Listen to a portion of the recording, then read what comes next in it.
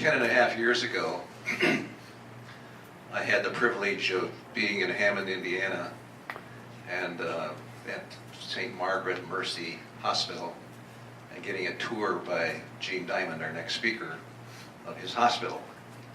And I don't go to a lot of Catholic hospitals, thank God, but I was thoroughly impressed by so many things at this hospital. There were crucifixes in every room. There were statues in the hallways.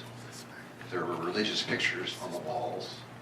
This was right before Christmas, and the staff had gathered together for a prayer service, preparing to go out into the community and deliver to the poor people in our community the gifts that they had personally bought.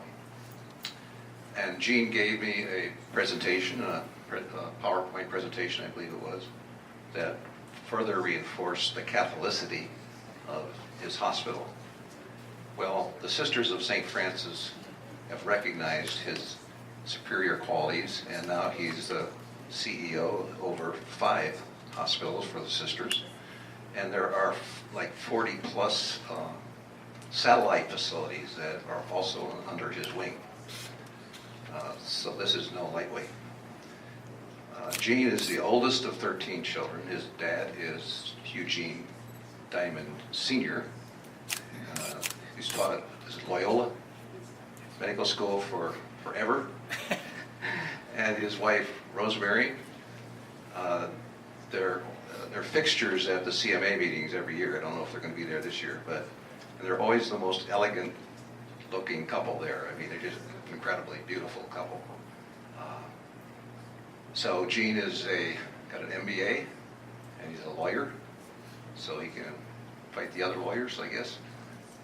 And I'd just like to welcome him and thank him for being here, and thank you, Colleen, for coming with him and being his executive assistant.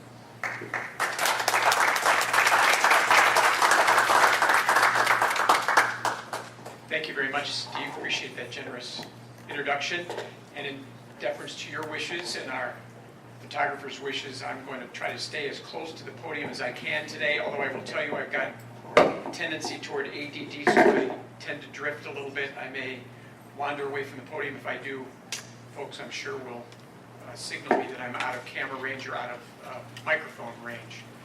It is a pleasure to be here. Thank you very much for inviting us, and I say us because, as Steve indicated, I'm joined by my executive assistant, Colleen Lannon, who prepared this presentation, entered the data. She's going to be helping me along here today.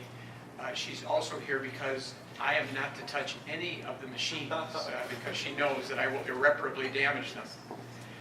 Let me tell you at the outset what our conclusion is going to be so that it is firmly in mind as we go through these slides, and we'll be going through them fairly quickly because I believe we've got about an hour here, and I'm not sure I'll have time to get through them all. I would normally be happy to take questions, but I guess in light of the fact that you're on a fairly tight schedule, I'll be happy to stay over if folks have questions for me. The conclusion is that there is no fundamental incompatibility between profession of your Roman Catholic values as a Catholic hospital system and temporal success. Again, no fundamental incompatibility between the two. Many of you may practice in Catholic healthcare organizations or may be familiar with Catholic healthcare organizations in your towns, in your diocese, etc. And to a greater or lesser extent, they may adhere to, for example, all the religious and ethical directives or to all the principles of the Catholic Church. Some aren't nearly as committed.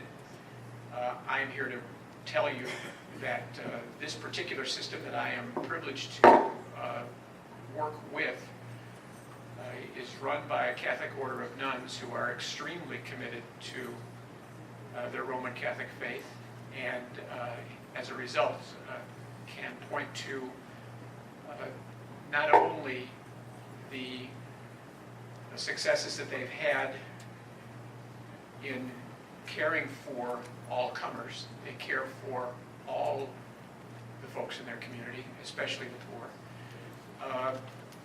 But also have had a measure of financial success that I think is admirable, particularly in this day and age, and we'll go through that very briefly.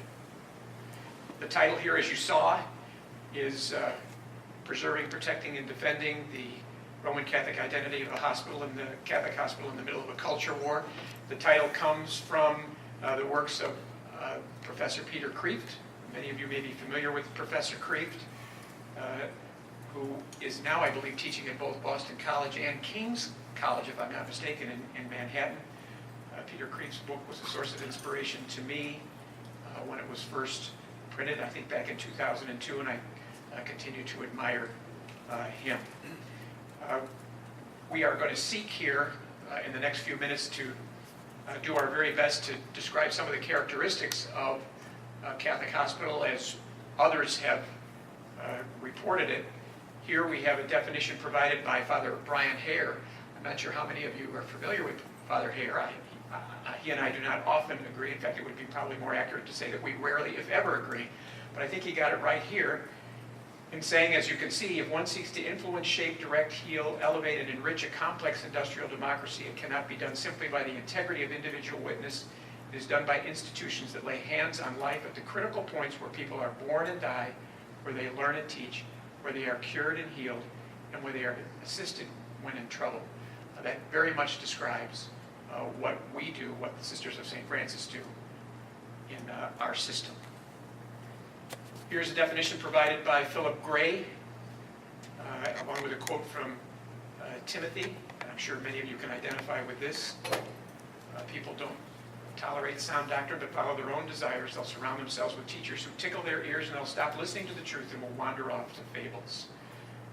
We take this to heart in the work we do. Go ahead, Colin. Here are the characteristics that we believe identify a Catholic institution. Obviously, profession of faith, celebration of the sacraments, and ecclesiastical governance. And we'll show you in the next few minutes how we proceed to honor those particular qualifiers. Here's more definitional material from Mr. Gray. Catholics who are united to the Church by all three bonds of unity will show this in their manner of life. And they will guide their manner of life, and in that regard they will be known as Catholic.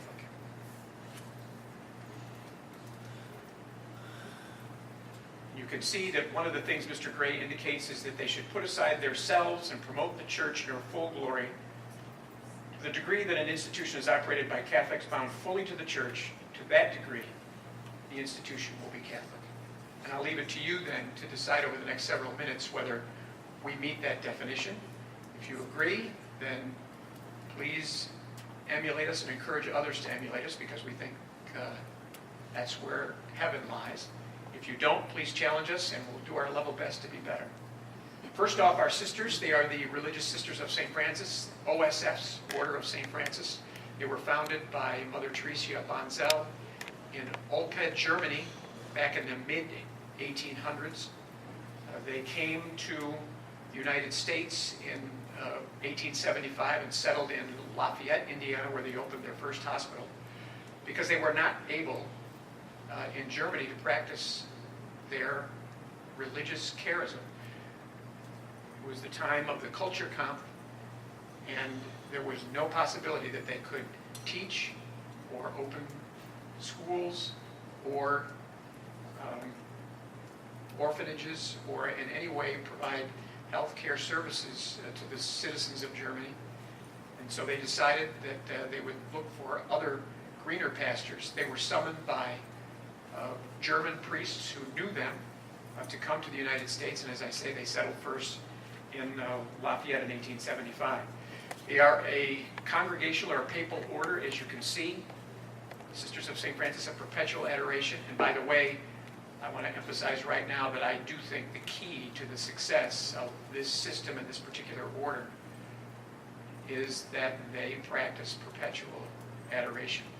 24 hours a day, 7 days a week, 365 days a year in their provincialate in Mishawaka, Indiana. I have put an intention before the sisters at the Adoration Chapel for all of you, and they will continue to pray for you for as long as they continue praying. So this is, as you can see, a papal congregation. As I indicated earlier, their healthcare ministry began in the United States in 1875. They were incorporated as a separate healthcare system in 1974. The system is called Sisters of St. Francis Health Services, SSFHS, Sisters of St. Francis Health Services. Corporate office, in addition to the provincial aid, is located in Mishawaka, Indiana. And we have about 16,000 employees. This is a brief depiction by map of where we're located. As you can see, a number of our facilities swing around Lake Michigan, south of Chicago, and then we are concentrated in Lafayette, Indiana, and then as well in Indianapolis. There are 13 hospital facilities, soon to be more, soon to be perhaps as many as 15.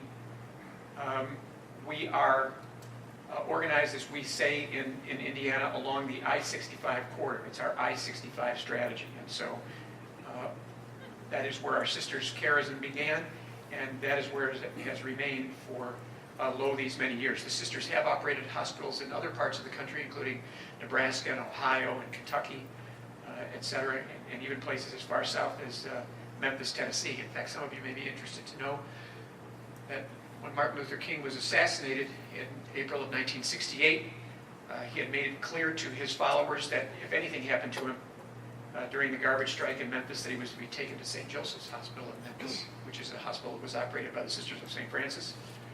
He expired there after heroic efforts to save his life, and our current chairperson of the board, Sister Jane Marie, was in the hospital room with him when he expired. Here's how we were organized. That's obviously an eye test. But